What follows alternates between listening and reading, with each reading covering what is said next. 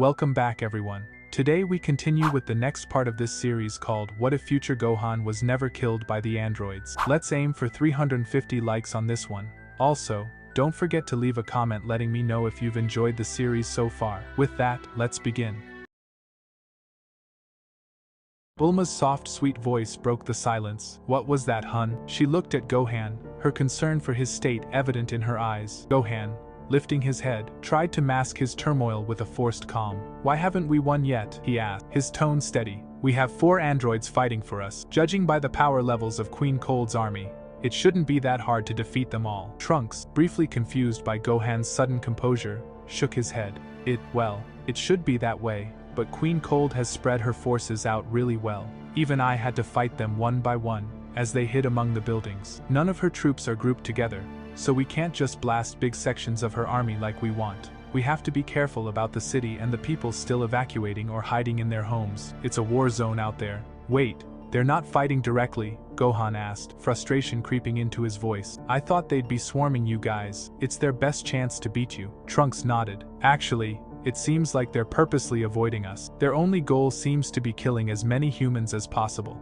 18 mumbled. I wonder if they're keeping score. All eyes in the room shot daggers at her. Defensively, she added. What? I know I did. Why is it so ridiculous to think they would too? The glares didn't lessen. Gohan's face twisted into a scowl. Why haven't you taken off yet? You seem like you can fight, even without your right arm.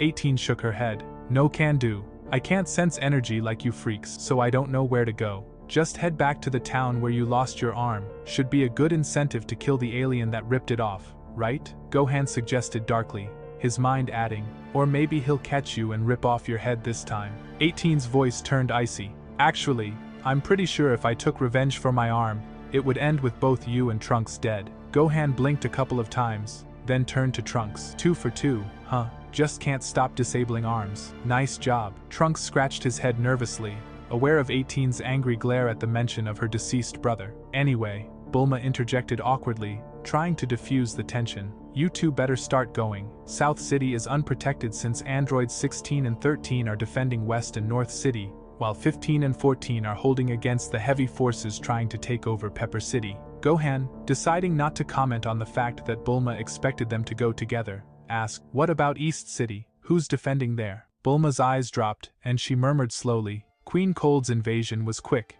and no one was prepared. East City was the first place her forces struck. Everything was destroyed. Gohan let the dreadful reality sink in. Thousands of people had been slaughtered with no way to defend themselves. A teal fire ignited in his eyes as his golden aura exploded around him, shaking the ground beneath their feet. As he completed his transformation into his Super Saiyan state, he demanded, how long has South City been under attack? Trunks, seeing the fire in Gohan's eyes, quickly responded, not too long. I was defending it by myself for a while but couldn't handle those icy guys alone. Why didn't you revive me sooner? Gohan nearly shouted, anger rising as he realized there were more ice djinns like Frieza. Trunks hesitated, staring at the floor. Your Senzu bean was nearly destroyed in the battle against 16. I couldn't get one to you any sooner. I had to search everywhere along the dirt to find one for you. Gohan's frustration grew. You should have gone to Kami's tower and gotten more from Korin. I could have been healed faster, and fewer people would have died to that Queen Cold monster. Trunks shook his head slowly.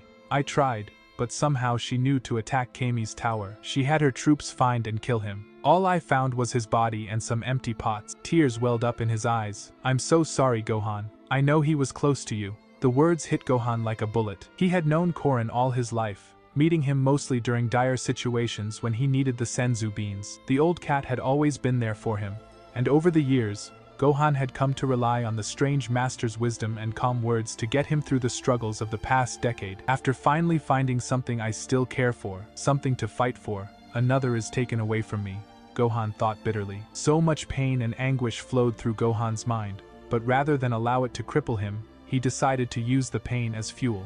He felt the familiar hot anger that he thought was gone for good after the death of his friends. He had experienced a similar rage before when the attacks of 17 and 18 had just begun. Seeing all the corpses lying across the cracked asphalt and fallen buildings had sent him into a blind rage, allowing his power to explode like never before. Sadly, after witnessing so much death and destruction, the corpses and decimated cities became common to the Half Saiyan and no longer had the same effect. For now though, He could feel fresh and untamed power flowing through his veins, making him eager to find and destroy the creatures responsible for Korin's death. I'm leaving now. 18. If you want to find your way to South City, you'd better follow me and try to keep up, Gohan declared. He turned to face the broken doors before allowing a surge of power to engulf him and launch him through the gaping mouth of the cave. The force sent everyone nearly flying back, except for 18, who followed suit and also blasted out of the cave. South City. The trip had been silent and awkward. As they flew together, Gohan was tempted to turn around and blast 18 to nothingness. He certainly had the power to do so, especially with her wound making her an easy target. We need her, he kept reminding himself. For now. Finally, they halted, hovering several thousand feet above the crying city. 18 began to descend, but Gohan stopped her. Before we go down there, I want to tell you that if I see you harm even one person— Yeah, 18 interrupted casually. You'll kill me or worse. I've already heard it from Bulma that the deal means I can't harm any of your precious humans. So how about you shut up and we kill some aliens? Alien. Gohan glared at her for a few seconds before nodding and dropping to the ground. He hit the street hard, creating a light crater in the already damaged road. Silently, he chastised himself. I need to be more careful. We're going to have to repair all of this later. 18 landed next to him in a similar manner, making the dent in the road even larger. Immediately, Gohan snapped, 18, watch what you're doing. What? You did the same thing, hypocrite, Gohan grumbled, turning away to observe the surroundings. Most of the buildings were still standing, but it was clear by the cracks in the walls and the bodies scattered around that the area hadn't been spared from the battle. Did they clear this area out? Do we need to go to another part of the city? 18 asked as she poked at a bloody body with her shoe. Stop that now, Gohan snapped. She obliged, but with a slight attitude, pretending to slip and accidentally punt the body into a nearby home. 18, Gohan shouted angrily, taking a step towards her. What? I slipped, she said with a mischievous smile. Gohan stared her down before growling and turning away. I don't have time for this. As for your question, no, they aren't gone. I can feel their alien energy signatures all around us. They're in the homes and buildings, hiding. Though I don't know why they haven't come out and attacked us. They must have sensed me by now. Why not me? 18 asked, semi-interested in power levels. You're an android, you don't have an energy reading, Gohan said simply while staring at a dented yet still standing circular home to his left. Surprisingly,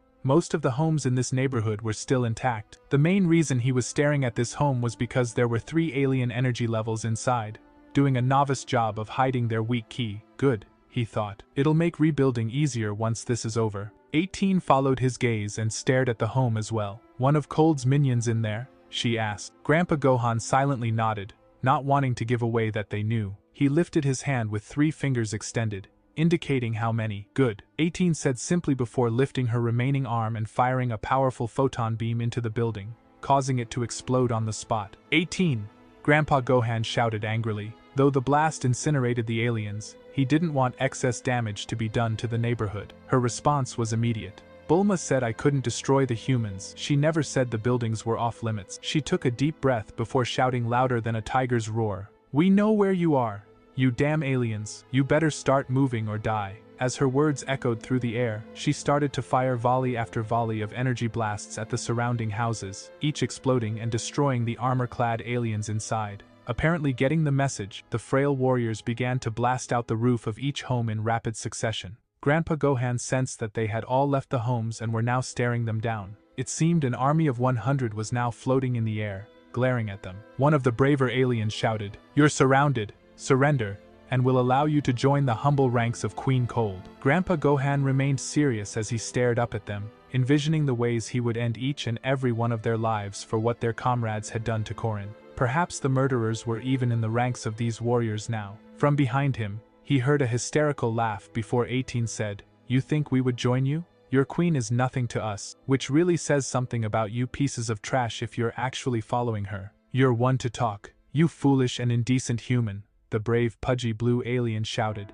his fat rippling as he spoke. "Your power level is so low that it doesn't even register on my scanner." He lifted his large finger and pressed the button on the side of his face, triggering a quiet beeping noise and the scanner on his face to light up, displaying the Chi levels of the 2 single-armed fighters before them. "Exactly," the alien shouted, turning his head to call back to his comrades. "Her power level is nothing. His might be a problem, but with only one arm we should be able to take. His words were cut off as a small golden beam tore a hole through his chest. He wore a shocked expression as he said, "What?" before dropping from the sky, bouncing lightly on the cement below. 18's voice echoed through the now silenced air. "Does anyone else want to challenge my power? Because I'll gladly accept that challenge." The aliens floated in the air, frozen in either fear or confusion, as none uttered a single word. Finally, as the silence had continued long enough, 18 said, "We're going to start attacking now, and you should probably start to flee." Grandpa Gohan was fine with that. They lifted their arms in almost a parallel stance and watched as panic washed over the army of aliens. Many decided to turn and fly off, with the remaining soon following suit. Darkly,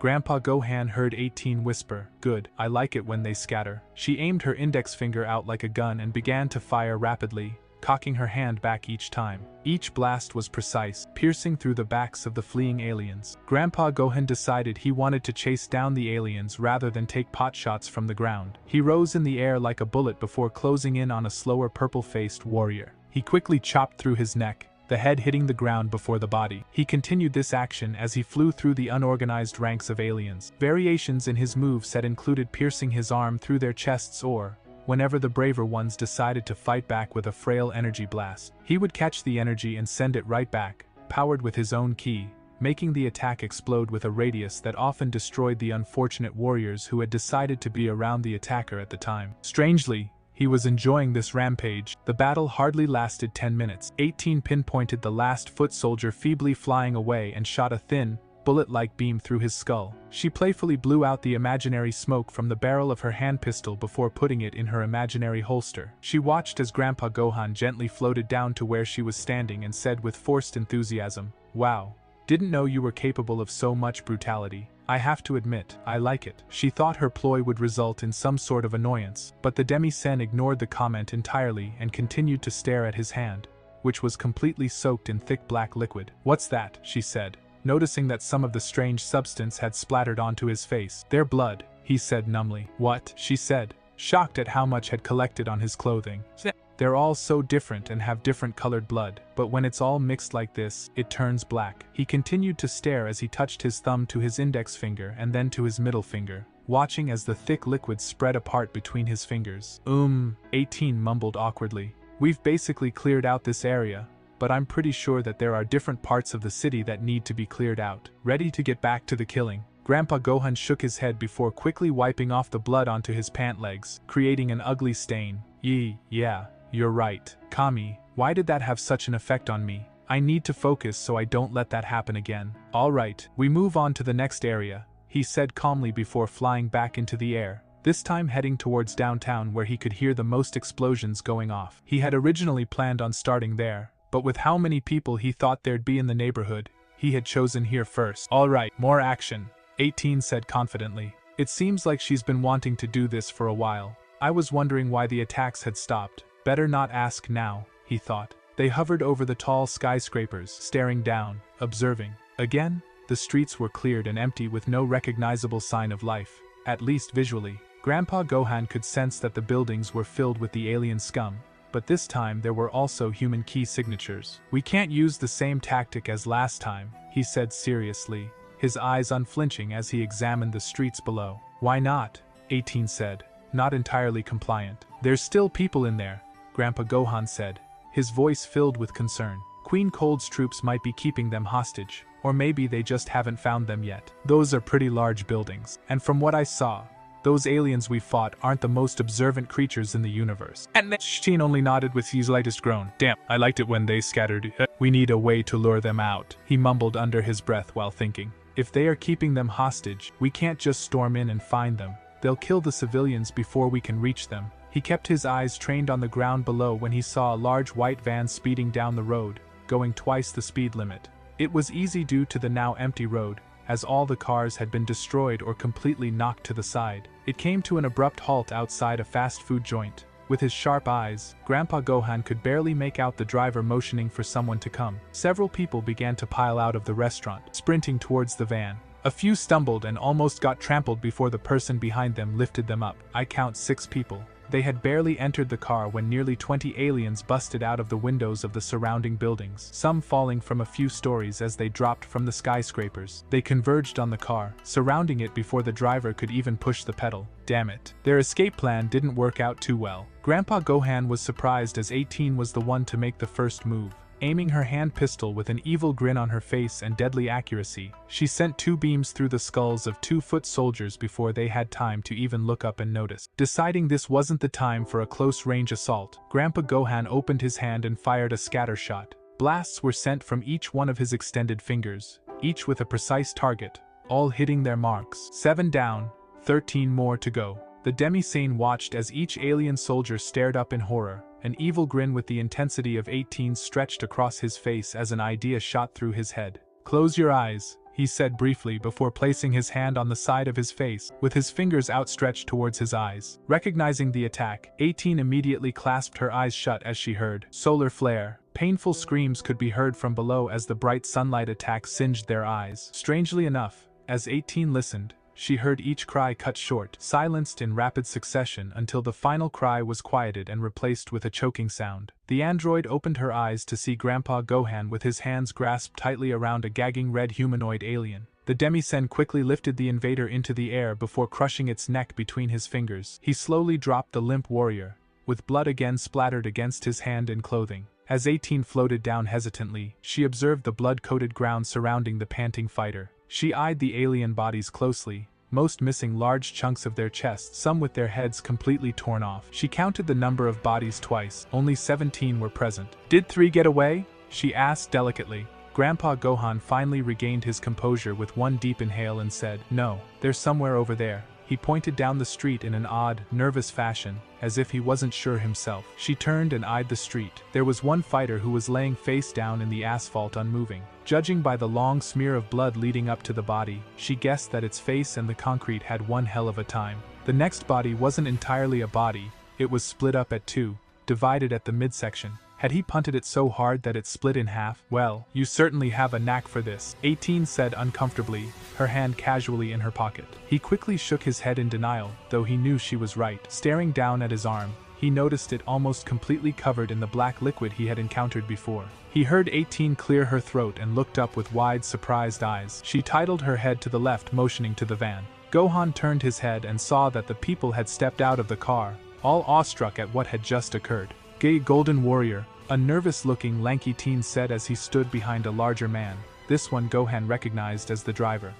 That's it for this episode, guys. If you've watched to the end, then that may be an indication that you enjoy the episode, so please drop a like so the video could reach more people. See you in the next episode, take care.